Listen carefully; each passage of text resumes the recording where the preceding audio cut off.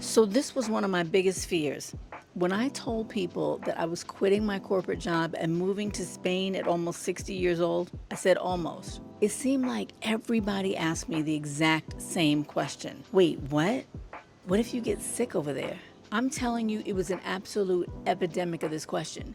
It got so bad, I wanted to, because whatever they had, I didn't want to catch it.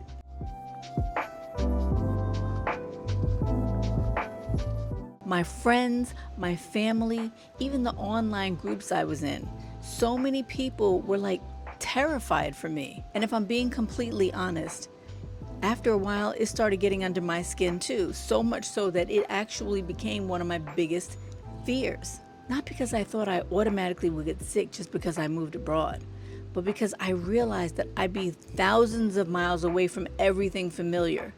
No family, no doctor I had known for 10 years. People would be speaking a completely new language, a much different healthcare system to navigate, and this terrifying, reoccurring thought that, what if I can't communicate in an emergency? I almost let that fear talk me into staying stuck, almost. But then I realized something that changed my thinking. The questions that other people were throwing at me and the question I kept asking myself, I realized that it wasn't actually about getting sick. They were more about whether I could actually trust myself to handle my own life in case something unexpected happened. See, this fear wasn't made up because growing up, hospitals for me were a routine part of my life. As a kid, I felt like I was always one emergency room away from a crisis. Every single year, I would get so violently ill that I'd miss like a month of school. And just when I thought that my immune system was finally stabilizing in middle school, my body seemed to just turn on me again. My throat would randomly close up and I'd break out in severe hives all over my body. The doctors, they just shrugged and called it an autoimmune disease, which is when I realized that they say when they don't know what the heck it is. I carried EpiPens everywhere. It was honestly terrifying and a little embarrassing. Imagine being on a date and you have to tell somebody ahead of time when you're sitting at dinner what happens to you and that they might have to use an EpiPen on you.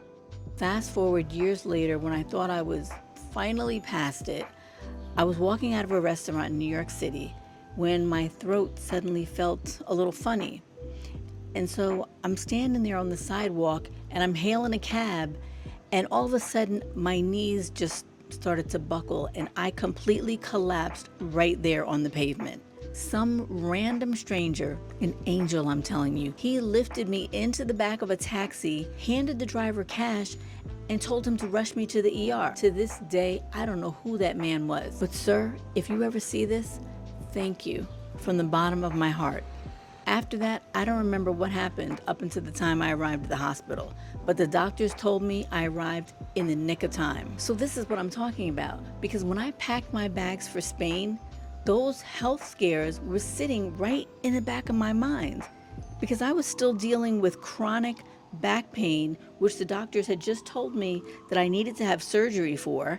And all of those types of anxieties also were whispering to me on a regular basis. The truth we tend to brush aside is that life can still fall apart even when you're playing it completely safe in a life you don't even like. People get sick every day where they already live. They hit rock bottom, they face emergencies. Moving across the world or changing your whole entire life, it doesn't create the doubt or insecurity that you already have. It just changes the address. And then it finally happened to me again. I woke up in my apartment here in Spain and it was like 2 a.m. in the morning, suffocating. I couldn't breathe. I didn't know the Spanish emergency number yet. My phone, it didn't even have a working cellular connection. The international plan I had, it wasn't working. Kids, don't try this at home. Make sure your phone has a working Wi-Fi connection wherever you are. So I propped my head up on a pile of pillows and I just prayed like crazy. And I finally fell back to sleep, waiting until a little daylight hit. When I woke back up, it was 6, maybe 7 o'clock, and I walked over to the hospital, gasping for air. And I was praying that my phone would catch some type of random Wi-Fi signal so I could at least use Google Translate to tell them I was dying. And you know what happened? They fixed me up. They were so nice and patient there. They sent me a bill, but it was really, really cheap. And I actually expected that because it's not the US. And then I walked home and I realized something while I was walking home. The exact same thing that I had been terrified of for years just happened. And I handled it. Every single dream you have for your next chapter has a terrifying question attached to it. What if I run out of money? What if I fail? What if I get sick? If you wait until you have a flawless, guaranteed answer to every single what if in your mind, you're never gonna leave. You'll let another 5, 10, maybe even 15 years just pass you by. You will spend the rest of your life staying somewhere that doesn't feel like home anymore just because it feels familiar. I'm not telling you to ignore the risks because you should absolutely prepare.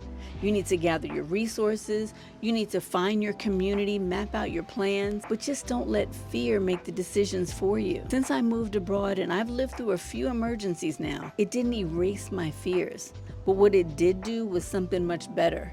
It proved to me that I am so much more capable than I even ever gave myself credit for. Like the time my kitchen sink literally exploded, water spraying up in the air everywhere. Instead of panicking, I just took a deep breath and I put that thing back together again myself with these two hands.